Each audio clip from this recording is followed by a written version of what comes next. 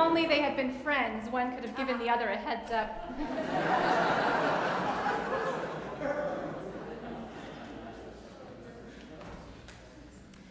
In his book, Acts of Faith, the interfaith organizer Eboo Patel lays out two contrasting scenes from real life. One is the courtroom in 2005, where Eric Rudolph is being sentenced for detonating a nail bomb in a women's health clinic and for bombing the 1996 Olympics in Atlanta. In this scene, Patel says Rudolph is pleading guilty, but he's not sorry. Quite the opposite. Rudolph defiantly lectures the judge, pontificating about his homegrown religious terrorist viewpoints. He rants against abortion and gays and socialism, and he does it all in the name of Christianity. He quotes the Bible. Although Rudolph is the only one being sentenced, he did not act alone. Perhaps that's the scariest thing about him. Before he was caught, when he spent 5 years hiding from authorities in the woods, he was aided by local people. He had a group of fans. They wore shirts that said, "Run, Rudolph, run." They gave him food and shelter. One of them told a reporter, "We are Christians. Those are our values, and these are our woods." In the news reports about Eric Rudolph, there was a line that really jumped out at Eboo Patel. One of the stories mentioned that in high school, Rudolph wrote a paper denying the Holocaust. Patel wondered how on earth a young person could come to have such an illogical, racist position. The answer had to be simple, he thought. He learned it from the people who taught him. The other scene takes place in Whitwell, Tennessee, a town with a population of fewer than 2,000. There, middle schoolers lead tours of a stunningly tangible Holocaust memorial, an actual German rail car that was used to take prisoners to Auschwitz. At the entrance to the memorial, there's a sign that says, "We ask you to pause and reflect on the evil of intolerance and hatred."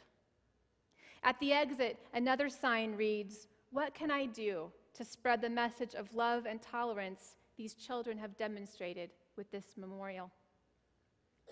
Inside the rail car, the middle schoolers direct visitors' attention to a collection of paper clips, millions of them, one for each person murdered by the Nazis. Whitwell is such a small town, it has only 2 traffic lights. It has no more than a handful of Black or Hispanic families and no Catholics, Jews, or Muslims. So how did the town's middle schoolers come to have such an appreciation for diversity and love? The answer is the same as for Eric Rudolph. People taught them. We live in a world that is erupting nearly continuously in violence attributed to religion. Not only organized groups like Boko Haram and ISIS, but people like Eric Rudolph too. People who look like loners, but are in fact representatives of an alarming number of other people who identify as Christians. There are public acts of violence and also countless private acts of violence attributed to religion. There's violence toward gay children or girl children or toward anyone who doesn't fit a particular religious mold or who just has the misfortune of being born into the wrong group.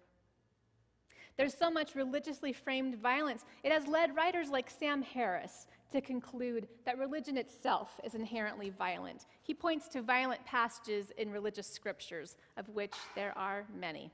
And he argues that because of them, and because many religious people hold illogical beliefs, all religion must go. He argues that no religion should be tolerated any longer. Harris is one of a handful of public intellectuals known as neo-atheists, like Richard Dawkins and the late Christopher Hitchens, who argue against tolerance. Now, obviously, they don't represent all atheists. About 1/3 of our congregation identifies as atheists, and obviously we celebrate diversity and pluralism in religion. But the neo-atheists don't. One writer called Harris, Hitchens, and Dawkins the unholy trinity. And and he was a supporter. Now, the neo-atheist claim that religion is illogical and bad is based on a very narrow definition of religion, basically as a belief system that contradicts science. And it's based on the assumption that the most extreme forms of religion are religion's fullest expression. To the extent that they acknowledge the existence of churches like this one, where religion is about meaning-making and not so much about creeds, where ancient scriptures are regarded as rich mythologies with insights, but not as literal operating instructions for life, where rites of passage are celebrated and we work together to heal the world because we feel we are accountable to something larger than our egos, whether you call it love, truth, God, goodness, or something else. To the extent that these neo-atheists acknowledge the existence of churches like this one, they consider them at best to be useless. Well, I disagree. Now, like the neo-atheists, I too am stumped by the persistence of belief in a masculine, supernatural, all-knowing, all-powerful deity. I do not get it. But I do get religion. And I know that people who are not religious also can do violence and perpetuate hate. Look at the Nazis. Look at the so-called science of eugenics, in which science was used to legitimate racism. Or look at what happened on Friday in Phoenix, Arizona. An anti-Islamic rally organized by a self-proclaimed atheist who called together hundreds of people and told them to bring their guns to a local mosque. We'll come back to that in a few minutes. I'm troubled when Harris and his kind call for an end to tolerance, as he explicitly does. He even goes so far as to say, quote, "Some propositions are so dangerous, it may even be ethical to kill people for believing them." The funny thing about a guy like Sam Harris is that he seems like the opposite of guys like Osama bin Laden and Pat Robertson. But in reality, they're all sharing a pretty similar kind of message, and that is the message that there's only one right way. For Harris, it's extreme secularism. For bin Laden, it was extreme Islam. For Robertson, extreme Christianity. All three are extremes. All three men are promoting their own version of totalitarianism. All three argue that anything more moderate is a sham. They say if we're not extremists, then it's because we're only living our religions or our philosophies out part way. The neo-atheists argue, like religious fundamentalists, against tolerance. I have to pause here and say I really don't like the word tolerance very much because I think it has kind of a negative connotation. It sounds like putting up with something, right? I tolerate my husband whistling Christmas carols in the summer because I love him so much.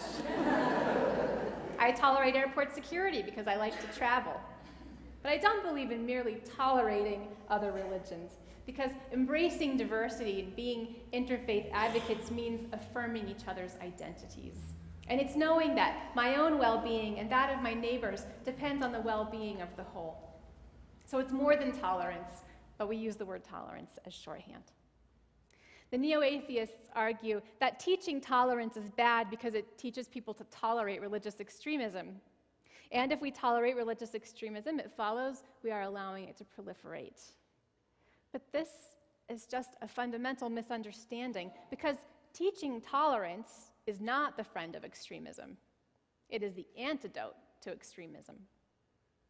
Children who are taught to honor religious diversity do not grow up to become extremists, nor do they grow up to applaud terrorism. Children who are taught totalitarianism do. Eboo Patel points out that most religious violence in the world is committed by very young people who were taught by adults. Every time young people commit violence in the name of religion, it's as though a group of older adult totalitarians is standing right behind them, helping them aim the gun and pull the trigger or press the detonator button. Those are the hands that shaped that kid, he says, and why weren't the hands of people who care about pluralism shaping that kid instead of the hands of totalitarians? All of the major world's religions teach some form of the golden rule. Many also have scriptures with violent images or suggestions, and those can be used to justify violence. But the decision to allow intolerance to override the golden rule is just that, a choice. When we model tolerance, and more than that, when we model a deep appreciation for diversity, we co-create a world in which young people are taught the option of loving their neighbors. So standing for religious diversity and modeling interfaith cooperation is some of the most important work we can do for peace in our communities and in our world. What we do in this church in particular is so very important right now, because among religions, our tradition, Unitarian Universalism, is remarkable for its interfaith heart. But maybe we allow ourselves to be a little bit too invisible sometimes. Here's a funny story about that. In about 2008, I attended a conference in Cambridge, Massachusetts called Finding Our Way. It was to address the problem of the future of the Christian church. I say the problem because the well-known Christian scholars who were speaking that day talked about it that way. Church attendance has been dropping steadily for decades. Traditional Christian claims that Jesus is the only way to God, and creeds that demand belief in miracles don't resonate with younger generations very well. What to do? The scholar Marcus Borg was one of the speakers that day. Borg said he believed a new Christian church, capital C's, was emerging. I was fascinated as he described what he thought the changes would be. He said, the church of the future is more about centering in God and more about practice than about specific beliefs. It's more about this life than the afterlife. It's more about transformation than about sin and guilt. It's more about the religious meaning of language than about the literal, factual meaning of language. And here he quoted Harvard's minister Peter Gomes, who said that literalism has probably caused more people to leave the church than any other factor. He said religion is about pointing to some aspect of our existence that no words are adequate to convey. And he said the church of the future is socially progressive rather than socially conservative or indifferent. Afterward, members of the audience asked questions, and the issue of creeds came up again. There seemed to be widespread agreement that the church of the future would accept theological differences, maybe even atheists. Since they weren't going to take the Bible literally all the time, it wouldn't matter so much whether a person believed that Jesus was literally the Son of God or just a prophetic teacher. There would be no demand that church members believed a particular historical theological claim. The focus instead would be on love, on nurturing the spirit, on service, and on what Judaism calls tikkun olam, repair of the world. Then somebody asked, if the church of the future embraces people of different beliefs, what makes it a church at all? How will they define who they are? There was a long silence, during which about 24 Unitarian Universalist ministers and seminarians looked at each other like, are they serious?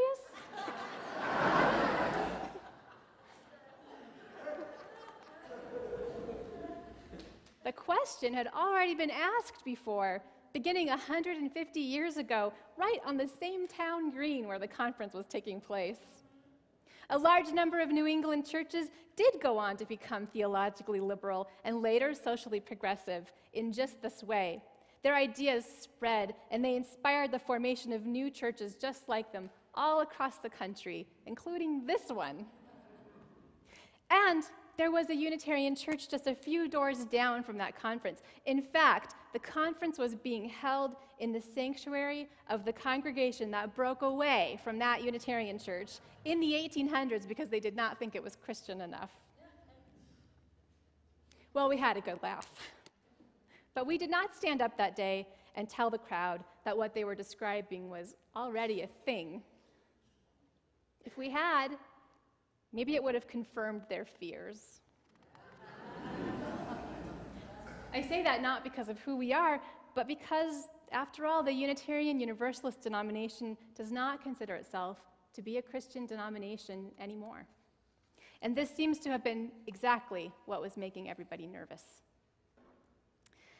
And yet, we did not give up the word Christian because there was no longer any Christianity in our teachings. Rather, we took our best understanding of Christianity, a spirit of love and truth-seeking and service, and we allowed it to grow into something much larger than that one category. It gave us courage and a hunger for wisdom and connection that opened our hearts and minds to the teachings of other world religions, like Confucianism, right? Or Judaism, Hinduism, and Buddhism. Even ancient Egyptian mythologies. Did you know that this is not a cross, it's an ankh, the Egyptian hieroglyphic for life? Love, which is the center of all religious teachings, the golden rule behind everything. Buddhism, even Zoroastrianism and star worship, and Islam. Our church has a uniquely interfaith heart, and we live this out in many ways. We're part of Albuquerque Interfaith, a group of churches and schools that works together to make our state more just and peaceful. This year, we traveled to the Roundhouse with Albuquerque Interfaith to educate our legislators during the legislative session. And I participated in an interfaith prayer ceremony on opening day of the legislature that was organized by a group called Interfaith Worker Justice. Every year, we are part of an interfaith Thanksgiving service with Monte Vista Christian Church, First Congregational Church, Temple Albert, and Nahalat Shalom. And sometimes we participate in interfaith events that arise in response to a crisis. We've got a photo coming up here. In the photo, I've just led a memorial service for James Boyd, who was killed by Albuquerque police, with Father Rusty Smith, Rabbi Deborah Brin, and Onesimus Alamin, who is a leader with the Nation of Islam at UNM. Christine and I help lead the interfaith clergy group Albuquerque Religious and Clergy United. And many of you, at least 150 people from our congregation, participated this year in building an interfaith house with Habitat for Humanity. Susan Shipley is the wonderful volunteer who organized that project. Here we are building a catchment pond. Our middle school group and others, our middle schoolers, and others delivered lunches 3 different times for the 50 workers at the build site.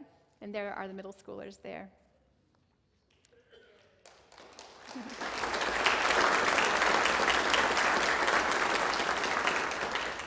Together, we volunteered more than 180 hours of labor. The minimum requirement is 30 hours. We donated $12,000. The minimum is $5,000. But one of the most interesting things about this project was the special role that a church like ours played, a church with an interfaith heart.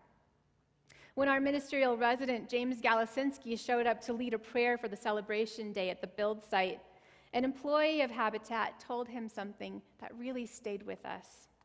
She said that although the house was always intended to be an interfaith project, the truth is that Habitat, which is a Christian-based organization, was having a hard time getting non-Christian groups to sign on, until First Unitarian Church did. After that, she said, others seemed to feel confident that the project would be a true interfaith partnership, and they signed up, including the local Muslim community. The important thing in interfaith relationships is not what do you believe, but what do you love, right? One of the core questions at the heart of this community. Not what do we disagree about, but what can we accomplish together in the name of love and service and peace? Productive, creative questions. We built a house together. And now a hardworking family that could not afford a home with a conventional mortgage has a place to call their own. Contrast this to the scene in Phoenix on Friday. 250 anti-Islamists showed up at a mosque there using free speech as a hammer, but not the kind that builds. They were using their speech as a hammer to pound others down. John Ritzheimer, the organizer, claims that he knows what true Islam is. True Islam is terrorism, he said. Yes, the ones that are out there committing atrocities are following the Quran as it's written, he said. He said that his Muhammad cartoon contest, which preceded the rally, was in reaction to the one that happened in Texas last month, which ended in violence when 2 gunmen tried to attack it, in what Ritzheimer called an act of jihad. But this is like characterizing all of Christianity according to Eric Rudolph's definitions, or like characterizing all UUs by whatever it is we do when we go too far, like paint question marks all over the town or something. Christian and Jewish religious texts also contain violent imagery and seeming calls to violence. It's what has been handed down from the ancestors, but that doesn't make it any more essential to the religious traditions than other parts of the text. Every part of a religious scripture must be understood within the context of the whole, including the context in which it was written. In the Christian tradition, this is made clear in the Gospel of Matthew, in which Jesus is asked what the greatest commandment is. And Jesus replies, "Love God with all your heart and with all your soul and all your mind. This is the first and greatest commandment. And the second is like it," he said, "love your neighbor as yourself. All the law and the prophets hang on these 2 commandments," he said. No matter how you interpret the word God, the scripture's meaning could not be more clear. Loving your neighbor is the way you love what is true and holy in this world. Everything else hangs on those 2 rules. If you're not loving your neighbor, then you are not interpreting the scriptures correctly. Likewise, jihad is a misunderstood concept, and it's taken out of its context. Jihad translates literally as exerted effort. It implies a struggle. Noah Abu-Magd-Forrester, a professor of Arabic at the University of Chicago's Center for Middle Eastern Studies, says that the struggle for self-improvement within the self, is probably the most common interpretation of what jihad is. Muslims often say that the most difficult jihad is not with an enemy, but is with yourself. It's the struggle that takes place within your own soul. The other kind of jihad takes place in society in defense of justice. Of that kind, Sheikh Jafar Idris of the Saudi Arabian embassy says it may mean a jihad of words only, in which Muslims speak out against what is untrue.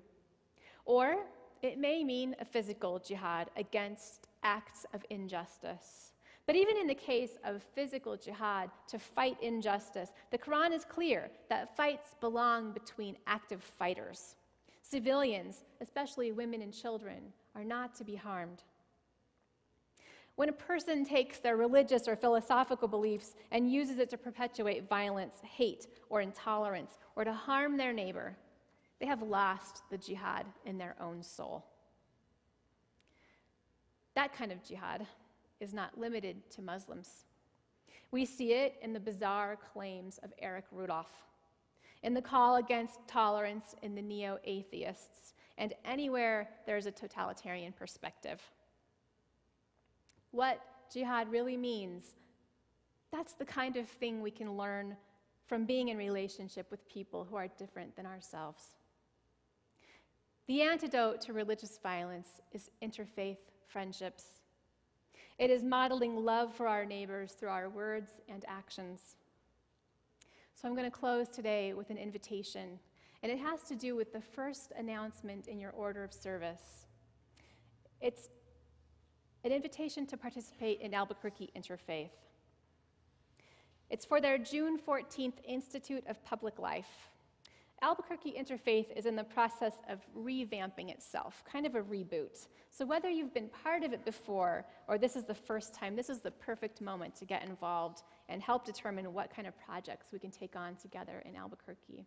And you'll see in the ad, it lists Kristen Ackerman as the contact. And Ackerson, would you stand up? Here she is. Yeah.